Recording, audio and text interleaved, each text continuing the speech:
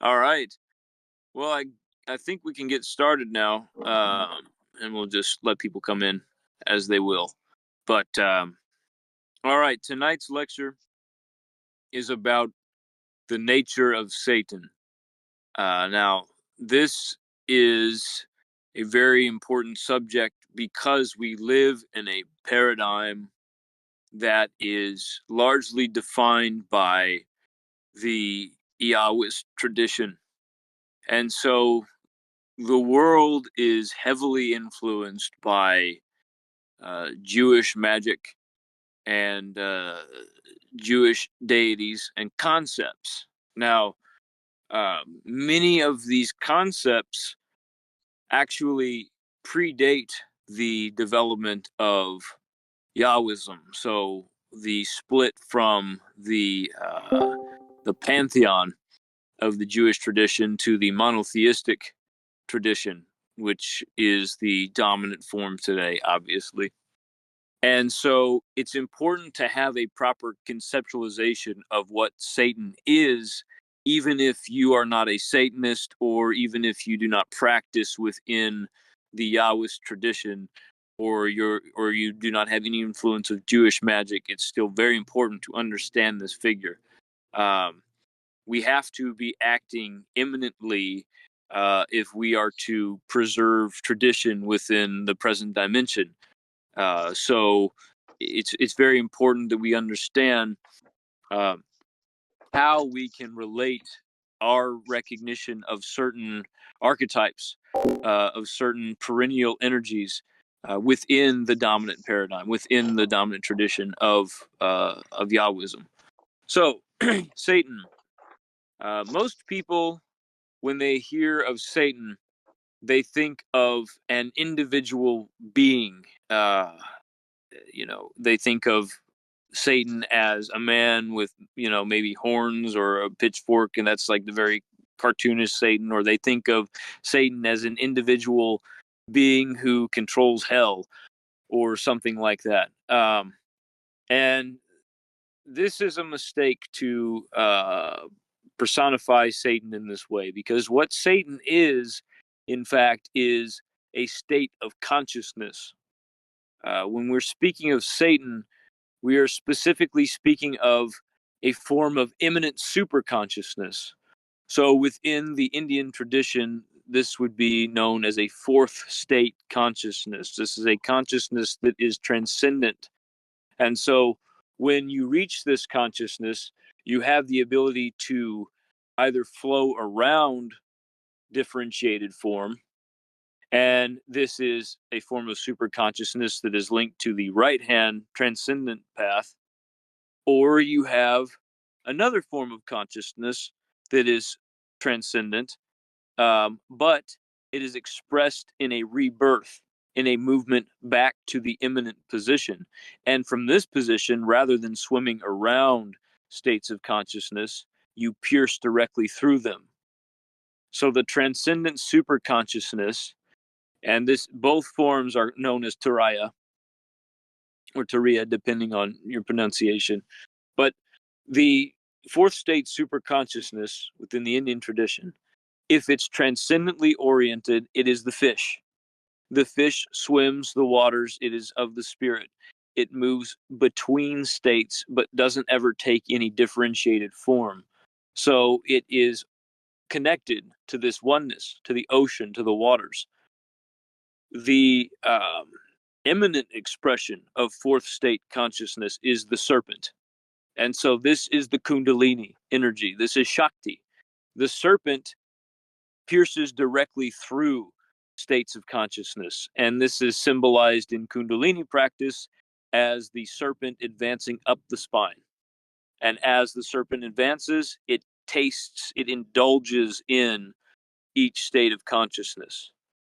So if you are to enter into fourth state consciousness and express that state through an immanent, a decision to indulge in immanent form, this is an embrace of the serpent.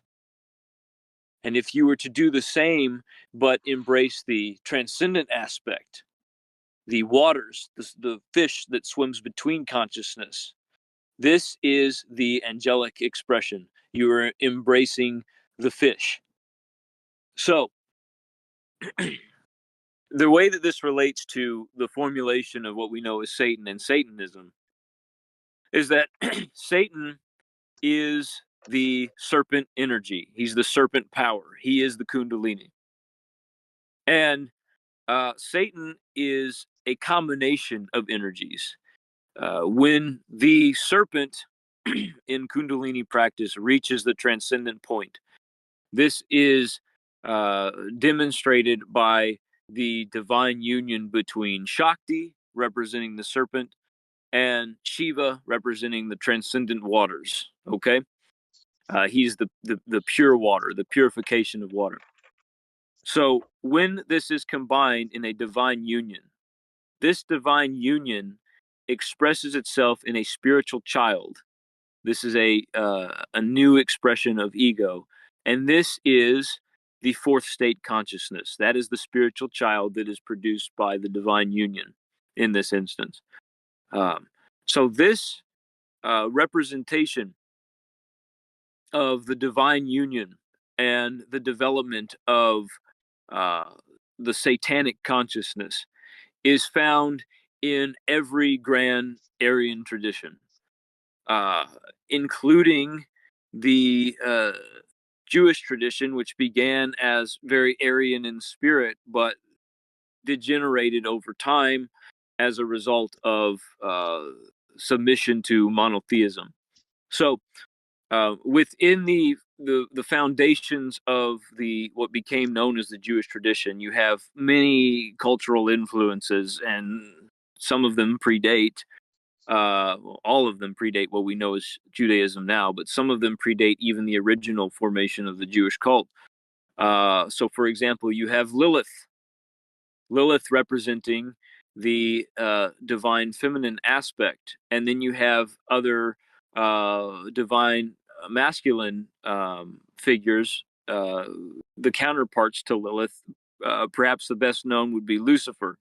And whenever you have a combination of the divine feminine aspect within that tradition and the divine masculine, this is when you have the formation of Satan. Originally, in the Jewish tradition, Satan did not refer to an individual being. There was no concept of Satan being one man who represents ultimate evil or something like that.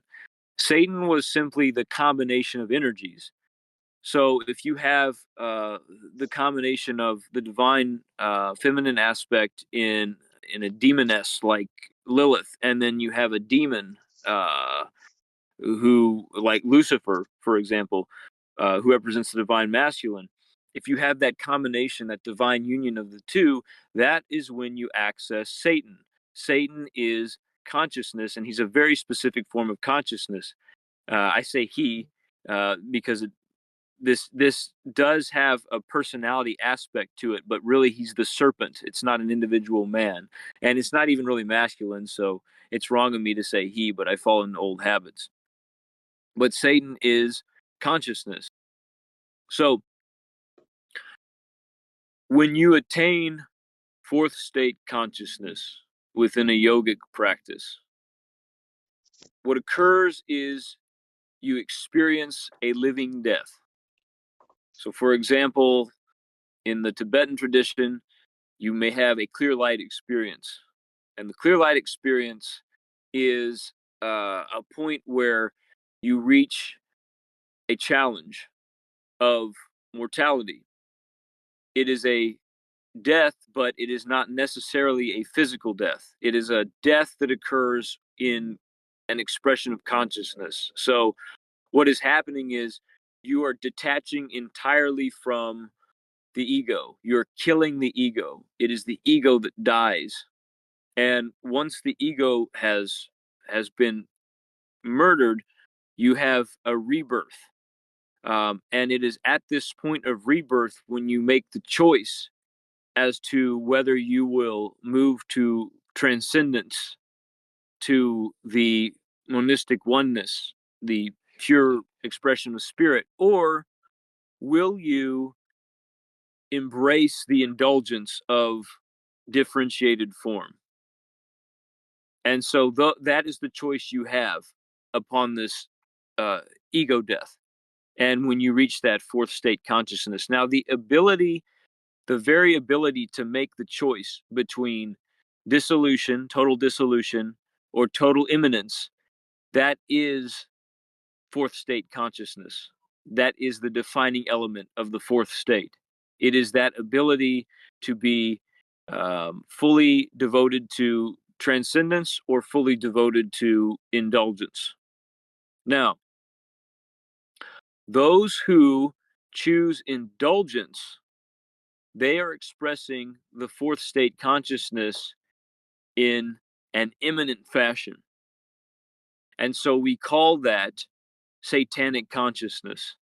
This is Satan choosing to advance through consciousness with the serpent rather than the fish. The fish also associated with Jesus Christ with the transcendent element. This is a return to the Father, a return to the primordial oneness. And so if we were to choose a return to the oneness, this would still be an expression of superconsciousness, but it would be angelic in nature. It would not be the satanic immanent expression of this consciousness. So really, when we say we worship Satan or we hail Satan, what we're really saying is we worship differentiation. We hail differentiation. We hail the expression of our ego into eternity. We worship the ego, the self. And that is the satanic consciousness that we are attempting to access whenever we practice left-hand path Satanism. And of course, by definition, all Satanism is ultimately left-hand path. So I want to go ahead and open this up for any questions or comments.